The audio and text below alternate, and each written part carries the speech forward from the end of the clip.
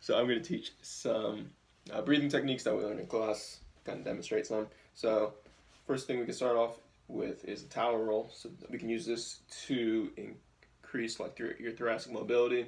So if you have this forward shoulder posture and your pecs are tight, you're stretched out back here, what you can do is have a patient put a towel roll or a foam roller back parallel to their spine and have them lay there. Just have them 5 minutes or 10 minutes, slowly open up their chest cavity. And then you can also have them incorporate that into their functional activities, like driving or sitting at home. Just have them get a towel, put it parallel to your spine. You can also do that in side lying if they are restricted and have limitations on the side. So you can have them lie on their side, put it perpendicular to their spine, kind of along their rib cage, and when they're lying on the ground, it's gonna open up this side. And you can do that the same way. If you want to do exercises to open up their chest cavity, work on thoracic mobility, you can do things like scapular retractions and cervical extension, and you can do shoulder flexion. And the thing you're doing with this is, because we're working on cardiopulmonary system, you want to focus on breathing. So when you are pulling back with scap retractions, you can breathe in and then breathe out. Or with cervical extension, you could go. So when you're going up and you're going back, you're opening up that chest wall while also increasing your inspiration. And then some specific breathing techniques that you can teach patients is you can do diaphragmatic breathing. So I'm going to take it to the floor real quick. Hopefully this will work. So you can have your patient lie on the ground. You can put like a weight or a box or just like, Kleenex box like I have. I'm put it over their stomach, just below the rib cage where the diaphragm's going to be. And there you go. You want them to, when they breathe in, you want them not to use their chest as much. Sometimes when we breathe in, we do a lot of this, but you really want to focus on that lower costal breathing. So when you breathe in, the only thing that's rising is the Kleenex box. Another way that I've done it before is where you put your hand on your chest and then your other hand on your stomach, and you're making sure your stomach rises and your chest doesn't move when you breathe in. So you go. And you kind of just focus on training that diaphragm to kind of control your breathing. Let's see what else we got. You can work on pursed lip breathing. So it just kind of creates that expiratory pressure to open up the airways a little bit more.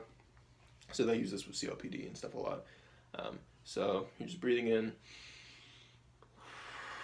and you're kind of blowing out, kind of like you're blowing out your birthday candles. So I like thinking of it as you smell the roses, and then blow out your birthday candles. And kind of what I noticed is that it said it in the notes. I didn't really notice it, but I noticed it when I did it.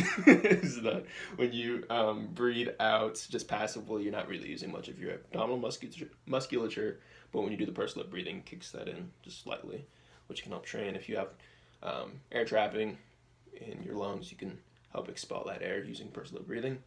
And then there's paced breathing as well. So if during exercise, that's kind of a way to incorporate the pursed lip breathing and the diaphragmatic breathing during exercise. So what we talked about in class was having a patient go upstairs. So you go up 2 stairs, and you breathe in going up 2 stairs, and then you go up 4 stairs doing the pursed lip breathing out. So I could get scared and demonstrate, but your exhalation is going to be twice as long as your inhalation, more or less. So you can kind of help them practice that paced breathing during some functional activities. And the last thing we'll talk about real quick is some coughing techniques. So I'm going to grab some glasses right here. So if you want to clear some airway secretions, so that's what a lot of these coughing techniques are going to be for. If a patient has trouble coughing, or they've got a lot of buildup here, whether it's through cystic fibrosis or anything, you want to clear some of those airways. So something that you can teach is like a huff cough. And the way to describe that, it would be like fogging up a window with your breath or fogging up glasses. So it'd be like the so like when you're trying to clean your glasses. So a shorter cough is going to be clearing this more proximal airways, and a longer huff is going to be clearing out just more distal, just like a lower airway. So you can teach those type of coughs, do those for sets and reps. And then if you really wanted to get some production out of a cough or have it be more forceful, you can teach your patient to work on having that flex position when they cough, so you can kick in your abs. So instead of just like you can go, so you're using your abs a little bit more when you flex forward. And then for surgical patients, or surgical patients, if they have maybe like a CABG, so they have like a sternal incision, or maybe they have like a thoracic incision on the side after a rib fracture or something, you could have them working on splinted coughing. So you may be coughing a lot just from exercise intolerance or what have you, or just being in hospital for a while. So when you cough and you have these surgical incisions, the air is going to want to travel to the pathway of least resistance. So it's going to want to come out through those incisions because they're maybe not healed well, or it's just going to want to come out that way because it's got least resistance. So what you want to do is grab, like, I just have a towel, but you can grab a pillow and just brace it yourself so that when you cough, it kind of creates like a brace or like a split, so it doesn't hurt as much, really, from what I understand. And then a couple more things. So for coughing, you can do the Heimlich to assist somebody with coughing. So if they're like a Heimlich technique, not the actual Heimlich.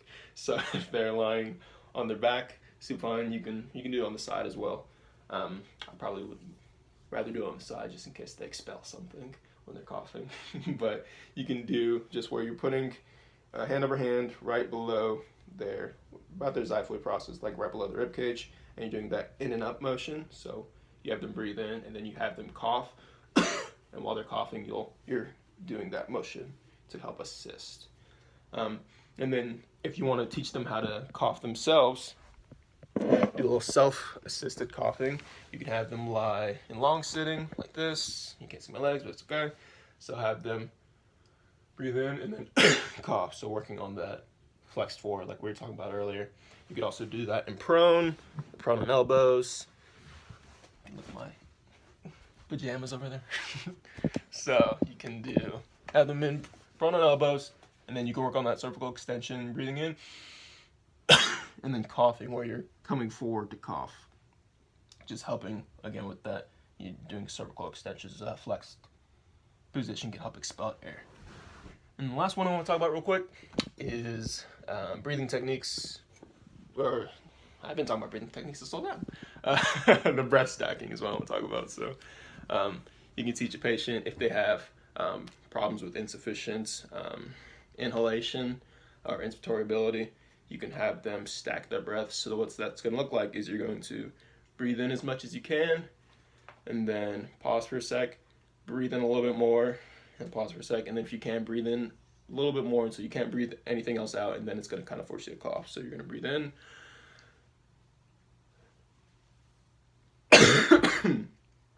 Sounds good. Cool. All right. That's all I got. Bye.